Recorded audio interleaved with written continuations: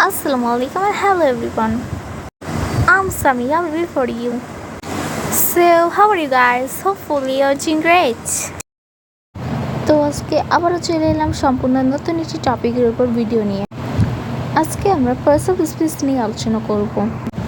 And I hope that তোমরা ভিডিওটা skip না করে ফুল ভিডিও দেখবে। So, I won't be late, let's start it.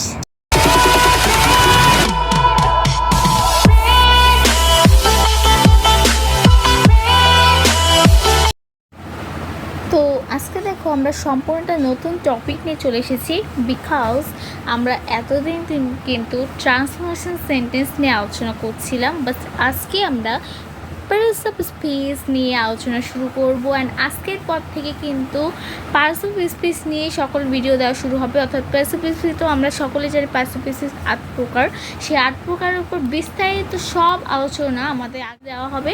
So আমাদের চ্যানেলের পাশেই থাকুন এবং চোখ রাখুন ইংলিশ ইজি এডুকেশনে। তো আজকে আমরা যেহেতু নতুন একটি টপিক ফার্স্টে আমরা পার্টস অফ স্পিচ জিনিসটা কি সেটা সম্পর্কে একটা শর্ট একটা ধারণা নিয়ে নিব। সো ফার্স্টে আমরা ডেফিনেশনটা দেখে নিই পার্টস অফ স্পিচের। পার্ট শব্দের অর্থ হলো অংশ। এখানে পার্টস অফ স্পিচ এখানে পার্ট আছে, সে পার্ট শব্দের অর্থ হলো অংশ। আর স্পিচ যেটা আছে স্পিচ শব্দের অংশ হলো অর্থ হলো বাক্য বা বক্তব্য, যে কোনো একটা। তো সুতরাং পার্টস অফ স্পিচ এর অর্থ হলো বাক্যের বিভিন্ন অংশ। ওকে, তো চলুন এখন তার নিচে কি বলা আছে ওয়ার্ডের ফাংশন। এখানে ফাংশন বলতে কিন্তু কাজ বোঝানো হয়েছে। ওয়ার্ডের ফাংশন অনুযায়ী পার্টস অফ স্পিচকে 8 ভাগে ভাগ করা যায়। ওকে, পার্টস অফ স্পিচকে ওয়ার্ডের ফাংশন অনুযায়ী 8 ভাগে ভাগ করা যায়। তো ফার্স্টে কি আছে নাউন, এরপরে আছে pronoun, adjective, verb, adverb, preposition, conjunction and লাস্টে ইন্টারজেকশন। তো আজকে আমরা জাস্ট পার্টস অফ স্পিচের সম্পর্কে জানবো। অ্যান্ড পার্টস অফ স্পিচের যে নাউনটা আছে সেই নাউনে একটা শর্ট একটা সাধারণ একটা ধারণা নিব।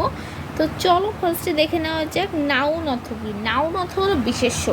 আমি সাধারণ একটা ধারণা দিয়ে রাখতে পারি যে নাউন অর্থাৎ বিশেষ্য, অর্থাৎ নাউন বলতে কিন্তু যে কোনো নাম বোঝায়। অর্থাৎ আমরা আশেপাশে যত কিছু দেখছি সব কিছুই কিন্তু এক একটা নাউন, অর্থাৎ এগুলার নাম বোঝালেই তাকে নাউন বলা হয়ে থাকে। তো নাউনের বাংলা হলো বিশেষ্য। আর নাউনের কয়েকটা এক্সাম্পল এখানে দেওয়া হয়েছে, দেখো রহিম, ঢাকা, বুক এক্সেট্রা। আচ্ছা, রহিম কিন্তু একজনের নাম বোঝায়, ঢাকা একটা স্থানের নাম, বুক একটা বইয়ের নাম অর্থাৎ একটা জিনিসের নাম। সো এই প্রত্যেকটাই কিন্তু হবে নাউন বা বিশেষ্য। এরপরেই আছে দেখো প্রোনাউন বা সর্বনাম। প্রোনাউনের বাংলা অর্থ সর্বনাম। এখন সর্বনামে দেখো কি বলা হয়েছে I, we, you, she etcetera. আচ্ছা, আই, উই, ইউ, শি এগুলো প্রত্যেকটাই এক একটা প্রোনাউন। তো আমরা তো সাধারণত জানি যে প্রোনাউন সাধারণত যে এরকম আই, উই, ইউ, শি থাকলেই হলো সেটা প্রোনাউন। কিন্তু প্রোনাউনের মধ্যেও অনেক প্রকার আছে, সম্ভবত 8 প্রকার আছে। তো সেগুলো বিস্তারিত আলোচনা আমরা সব নেক্সট ভিডিওতে করব। সো আমাদের চ্যানেলের পাশেই থাকবেন এবং প্রত্যেকটা ভিডিওর অপেক্ষায় থাকবেন। ওকে, খুব শীঘ্রই এইসব ভিডিওগুলো দেওয়া হবে। আচ্ছা, তারপরে দেখো কি বলা হয়েছে অ্যাডজেক্টিভ। অ্যাডজেক্টিভের অর্থ হলো বিশেষণ। অ্যাডজেক্টিভের কাজ কি? অ্যাডজেক্টিভ হলো গিয়ে বিভিন্ন ধরনের নাউনের যে বৈশিষ্ট্যগুলো আছে, নাউনের দোষ, গুণ, অবস্থা বা সংখ্যাগুলো, অর্থাৎ নাউনে একটা দোষ থাকলো বা গুণ থাকলো, যেমন good, Rahim is a good boy. এখানে রহিমকে ভালো ছেলে বলা হচ্ছে, তো রহিম কিন্তু এখানে একটা নাউন। অ্যান্ড গুড হলো গিয়ে তাহলে অ্যাডজেক্টিভ। কজ গুড কিন্তু নাউনকে নির্দেশ করছে, নাউনটা কেমন তার একটা গুণকে এখানে নির্দেশ করা হচ্ছে। সো আমরা বলতে পারি যে গুড এখানে একটা অ্যাডজেক্টিভ। সো আমরা একটু এক্সাম্পলগুলো পড়ে নিই। গ্রেট, গুড, ব্যাড বিভিন্ন ধরনের দোষ, গুণ, অবস্থা, সংখ্যা বোঝালে তাকে অ্যাডজেক্টিভ বলা হয়। এর বিস্তারিত সব আলোচনা আমরা অ্যাডজেক্টিভের ভিডিওতে করব। এরপরে আছে ভার্ব। ভার্ব অর্থ ক্রিয়া।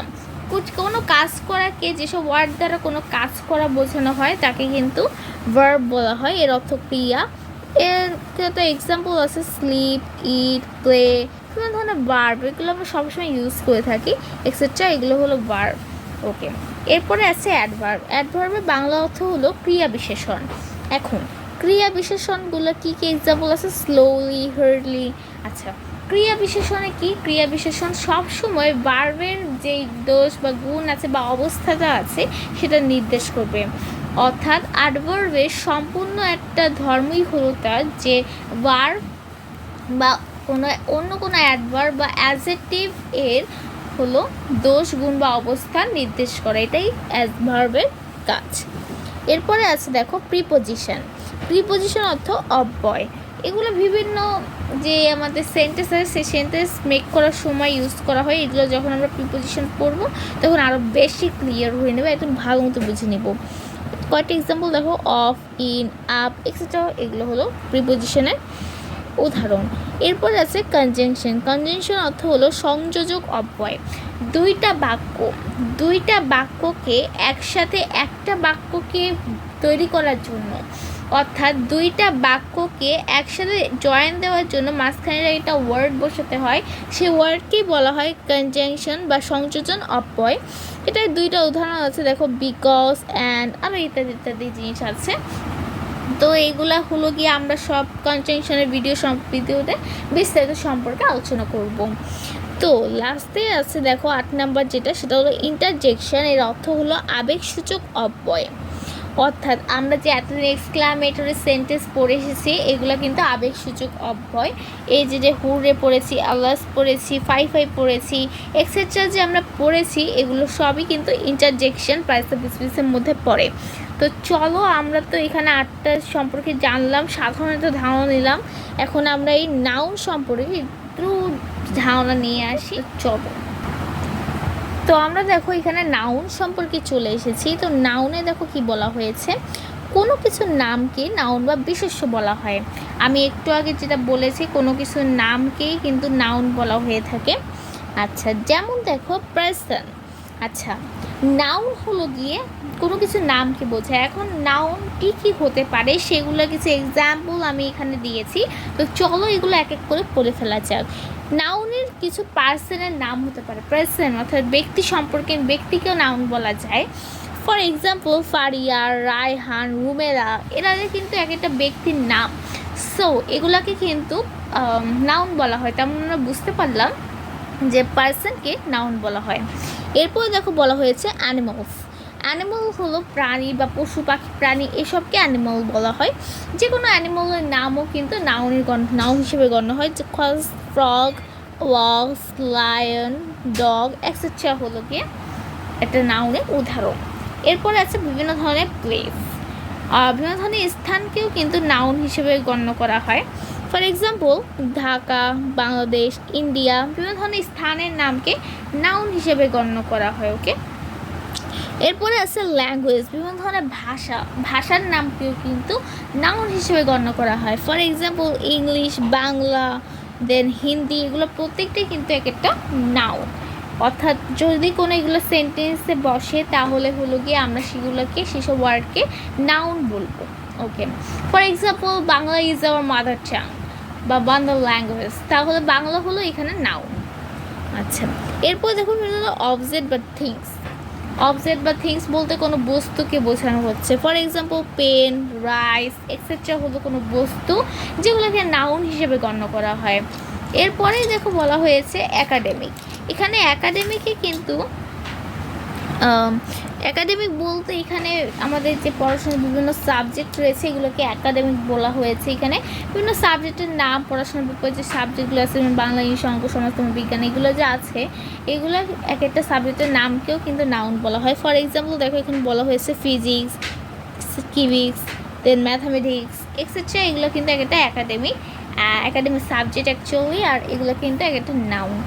এরপরে দেখো বলা হয়েছে কোয়ালিটি। কিছু কিছু কোয়ালিটি আছে যেগুলো নাউন হিসেবে গণ্য করা হয়। সাধারণত কোয়ালিটি হলো অ্যাডজেক্টিভ, অ্যাডভার্ব, এগুলো দিয়ে গণ্য করা হয়। বাট কিছু কিছু আছে যেগুলো হলো গিয়ে নাউন গণ্য করা হয়। তার মধ্যে দুইটা এক্সাম্পল হলো অনেস্টি, সিনসিয়ারিটি, এগুলো হলো গিয়ে নাউনের মধ্যে পড়ে।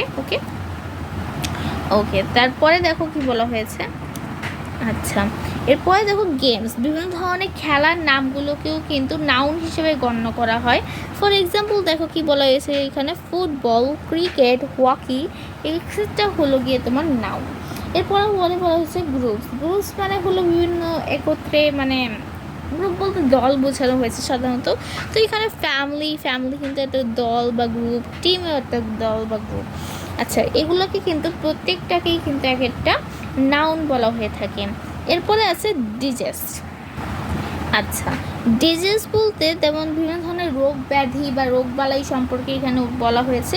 তো এখান থেকে এক্সাম্পল হিসেবে ক্যান্সার দেওয়া আছে এবং আমাদের সকলে পরিচিত কোভিড-19 বা করোনা ভাইরাস সম্পর্কেও দেওয়া আছে।